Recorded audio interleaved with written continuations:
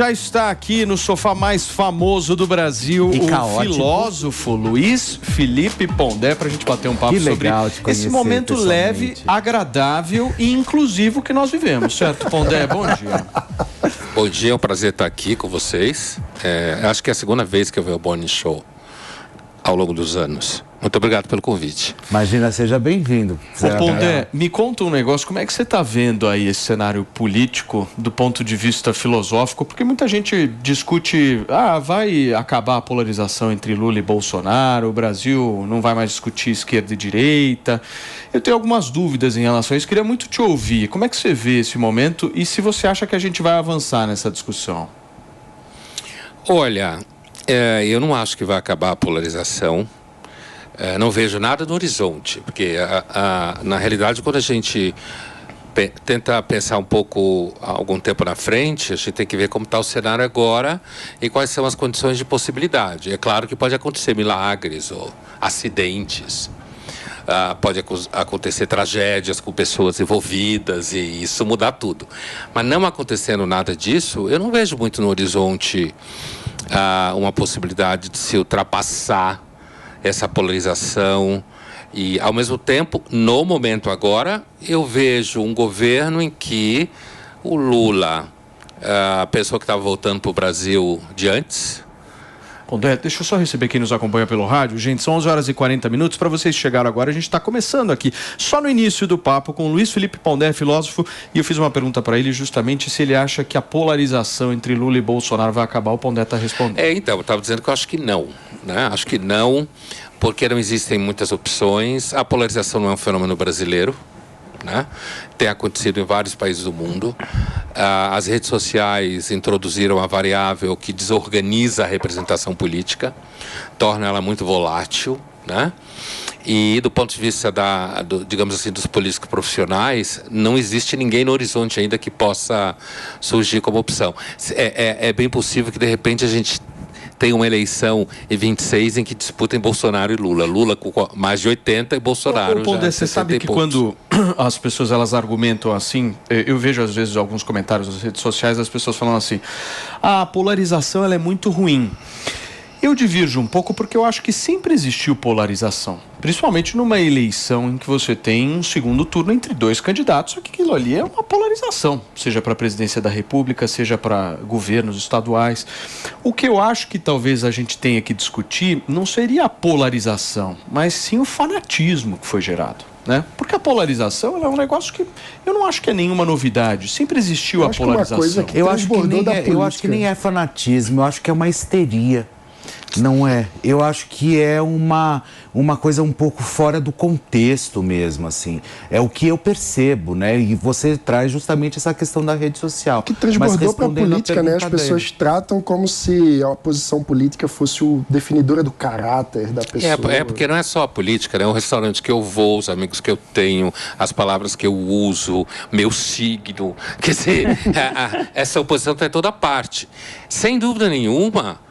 se você pensar, por exemplo, na Rússia do século XIX, na segunda metade, quando a discussão política vai se tornando dramática, eles pensam em polarização lá. Havia uma polarização. Então, a ideia é bem antiga.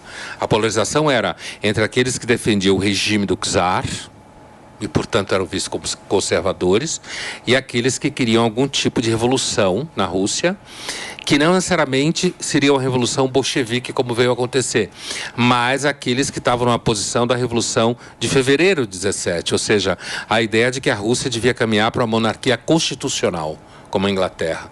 Então, ali se falava de polarização entre aqueles que queriam europeizar a Rússia e aqueles que achavam que a Rússia era diferente da Europa e deveria manter suas características. Então, é claro que quando a política se torna muito radicalizada e quando você tem só dois brigando em oposição, não só pessoas, mas partidos, você de repente tem polarização. Os Estados Unidos vivem uma polarização há décadas. São democrata e republicano. É que a polarização deixa a discussão toda muito chata. Ô Pondé, mas você acha que esse atual sistema político que nós temos, ele vai conseguir comportar esse nível de radicalismo, de polarização e de embate político, como ele já vinha comportando no passado? Porque as redes sociais trouxeram um fator novo, né? Tá muito mais exposto para as pessoas as diferenças que elas têm entre si e as pessoas acabam se odiando muito mais. Você acha que o nosso atual sistema vai conseguir sobreviver a esse momento? Por enquanto, a gente não tem nenhuma outra opção, né? Assim, nem no Brasil, nem em outro lugar. Quer dizer, você tem um Estado moderno baseado em instituições, né? Baseado em poderes que são independentes um do outro. Você tem a noção de Estado de Direito centrada na ideia de que todos são iguais perante a lei. A gente sabe que nada disso é exatamente assim, né? É assim, né? Nada disso é exatamente assim. Agora, isso que você fala, as redes sociais de fato introduziram uma espécie de cunha, né? Na relação entre representante e representado. Não só as pessoas podem se odiar livremente, né, com mais clareza, né? Mas ao mesmo tempo, quer dizer, as baixarias ficaram muito mais claras, né? E a baixaria rende, às vezes, né? Rende e engaja. Eu acho que o mal ele ecoa, né? Engaja. E o mal ecoa, eu acho que o mal é barulhento, ele faz mais barulho e tal, né? O Pondé, como que você vê? Eu vejo, assim, muita gente burra, sabe? Vestido ou de verde e amarelo ou de vermelho. Essa é a grande verdade. Porque eu vejo essa gente lutando ou entrando nesse vácuo, sabe? Você percebe isso também? Percebo. E a polarização, agora que a gente tem, digamos assim, mais acesso a conteúdo, fica muito claro como a polarização, como ela é militante, ela empobrece a semântica, ela empobrece a linguagem. Basta ver se alguém pergunta para você assim, você é de esquerda ou de direita?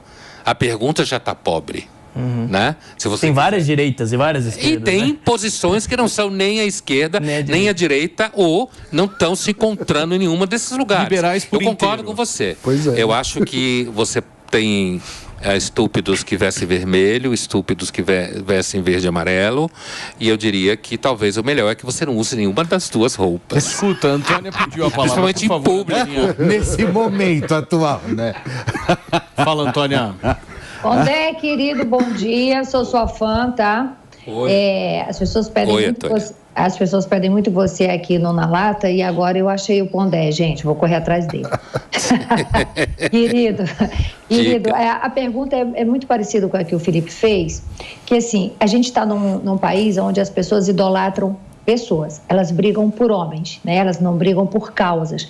E isso tem a ver com a educação, que é um país pobre de educação desde quase sempre, né?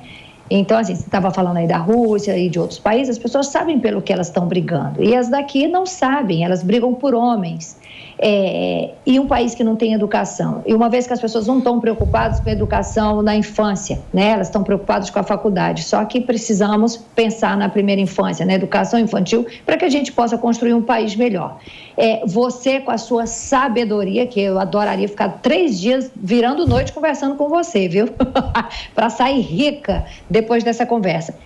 Você consegue ver uma luz no fim do túnel? Para essa briga de pessoas ignorantes que infelizmente não tiveram educação e que idolatram homens e não situações, causas. Olha, Antônia, se a gente começar pela educação, eu diria a você que eu não vejo nenhuma luz no final do túnel em termos de médio prazo, tá? Eu trabalho em educação na academia, na universidade, há mais de 25 anos. E a gente tem vários fatores. Por exemplo, as gerações mais jovens são mais vulneráveis do que as anteriores, tem muita literatura específica sobre isso, não é só o que a gente vê em sala de aula. A chamada geração do mimimi, né? Não é todo mundo, nunca foi, mas o número de alunos medicados, inseguros, vulneráveis, que você não pode levar uma conversa minimamente razoável sobre ideias, é cada vez maior.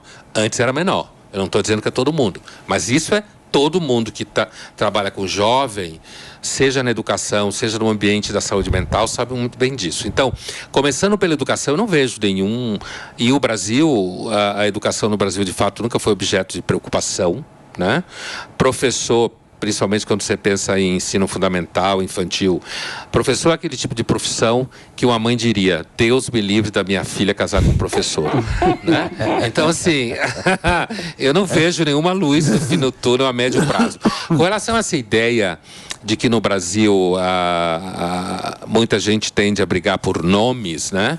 Veja, por exemplo, o próprio PT não consegue andar porque só tem um candidato, Lula. Isso é um problema que o PT vai ver no horizonte. O Haddad já tentou algumas vezes, não pegou, né? Agora, a suposta recém-fundada direita brasileira, que não existia até ontem, existiu no período da Guerra Fria, inclusive por interesses americanos para barrar o avanço soviético na América Latina, surgiu outro dia e já surgiu com um nome também, ou uma família, em um nome. Então, esse fenômeno também me parece que não há também luz ao fim do túnel a médio prazo, inclusive porque o sistema partidário brasileiro, os políticos e tal, é muito ruim, é muito miserável. Não, e outra coisa, até a gente estava entrando, até antes um pouco de você entrar, eu discordei do Paulo Matias, falando justamente porque ele fala que a representação do Brasil na direita é o Valdemar da Costa Neto, né? Eu ouvi ele falando isso. E eu acho isso de uma burrice absurda, não sua, não é isso. Mas é porque eu gostaria, eu sou um pouco mais conservador de direita tal, mas eu gostaria que a direita fosse um pouco mais organizada, como a esquerda é organizada, porque a esquerda ela é organizada, ela é barulhenta, enfim. Como que você vê essa organização da esquerda? Por que eles se organizam tanto e a direita não? Olha, tem alguns fatores aí. Por exemplo, a ditadura fez muito mal para a direita no Brasil. Porque a ditadura jogou sobre a direita a imagem de que quem não for de esquerda mata criancinhas. Né? A ditadura jogou sobre alguém que, por exemplo, se sinta não muito confortável em posições à esquerda ou vestindo camisa vermelha, jogou a pecha de que você é uma pessoa atrasada, ignorante, né?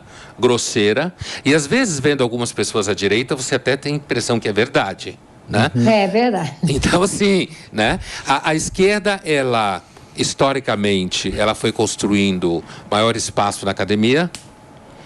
Ela tem doutores, mestrandos, né? Tem uma sociabilidade à esquerda, né? Significa que você é uma pessoa que sabe comer de garfo e faca, você estuda na universidade, você trabalha em mídia, porque a mídia também é basicamente a esquerda, a infantaria, certo? Inclusive, quando vem da universidade, já vem um pouco com a cabeça feita, né? Inclusive porque tem uma coisa, o jornalista, eu escutei isso logo quando eu comecei na Folha, uma piada interna, que era assim: a diferença entre jornalista e publicitário, os dois vão para o inferno, o jornalista não sabe, porque ele acha que está salvando o mundo, né?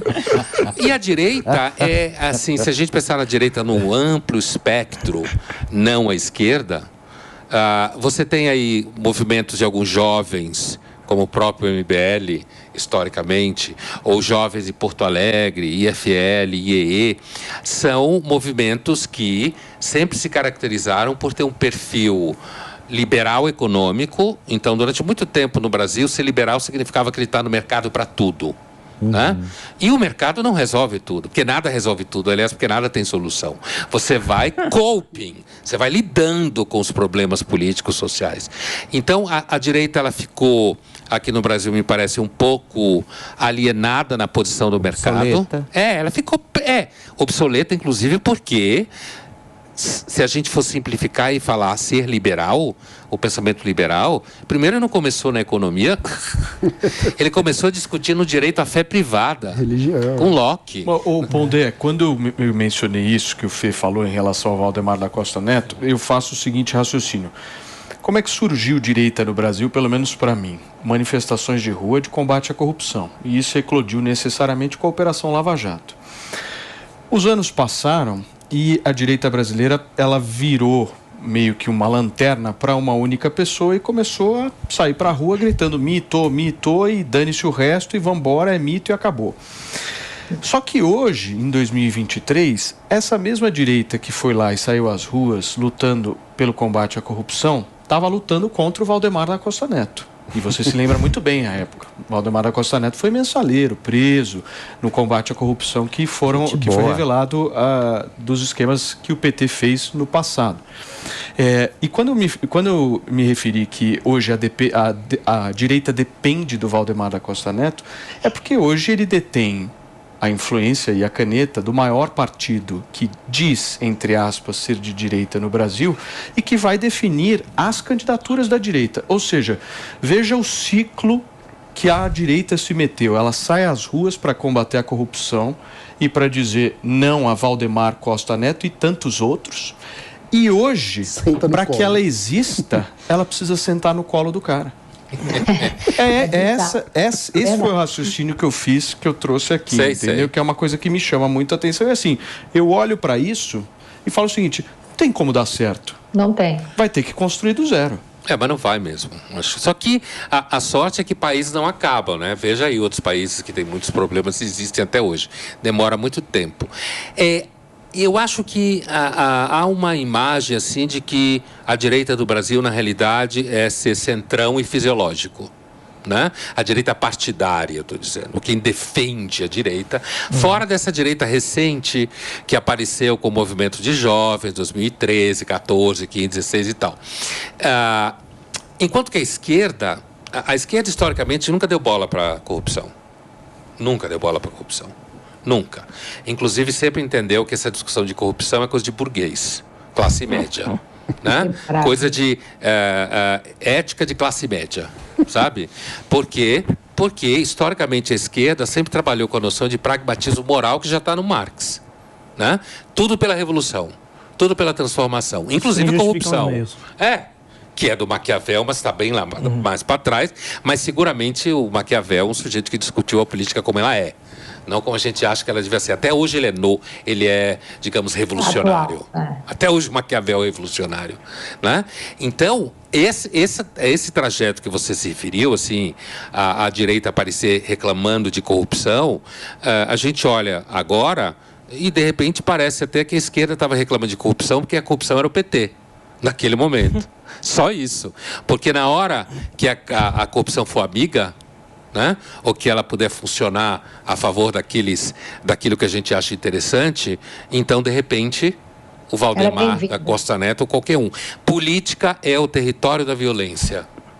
Ela é o território da violência. É mesmo. Quem manda ela é o território. Isso é uma definição clássica na filosofia, mas um dos autores que todo mundo conhece, que usa ela com frequência, é o Francis Fukuyama. Quer dizer, não é nenhuma definição revolucionária. É um clássico. É o território da violência. Deixa eu só me despedir de quem nos acompanhou, Pavanato, pelo rádio. Muito obrigado a você que ficou até agora com a gente. Nós, na quarta-feira, mais conhecida como amanhã, estaremos de volta firmes e fortes. Agradecimento aqui ao Pondé e nos despedindo de você que nos acompanhou no rádio, Jovem Pan Jornalismo Independente. E para você que está na televisão, ainda tem uma canjinha aqui, certo? Você quer fazer pergunta, Pavanato? Você disse que a política é o território da violência e existe uma galera muito violenta nas redes sociais, principalmente no Twitter, que é a galera, que é a patrulha do cancelamento, né? O que você pensa sobre essa galera que não suporta o mínimo de ofensa, se sente ofendido com qualquer coisa e a mínima opinião divergente da dela, ela quer cancelar, ela acha que a pessoa não pode falar. Posso pegar Quer cancelar, quer processar? Porque o cancelamento pega não apenas a opinião sobre políticas públicas, sobre questões públicas, mas sobre questões da vida privada. Então, você vai num restaurante que eu acho errado, a pessoa é cancelada. E aí, o espaço de liberdade individual que estava vinculado com você separar o que é público do que é privado, para que o indivíduo possa fluir no espaço privado, parece que está diluído com rede social. Não só a liberdade de expressão. 2 minutos de programa, turma. Responde. As redes sociais botaram a vida privada meio que na berlinda, diante do celular. Todo mundo vê você na berlinda. Publicizou a vida privada. Publicizou totalmente. E acho que isso é muito difícil que a gente tenha um retorno. Agora, o que você estava falando... Do cancelamento. Então, primeiro, o cancelamento, num certo nível, é grana, né? Você cancela alguém, ela perde o emprego, perde o patrocínio, você ganha o patrocínio no lugar dela, ganha o emprego dela. Quer dizer, a gente sabe que tem um nível aí que é um negócio de business. Mas o cancelamento, para além disso, eu acho que é o eterno gosto que muitos seres humanos sempre tiveram de ser inquisidor e Torquemada. Sabe?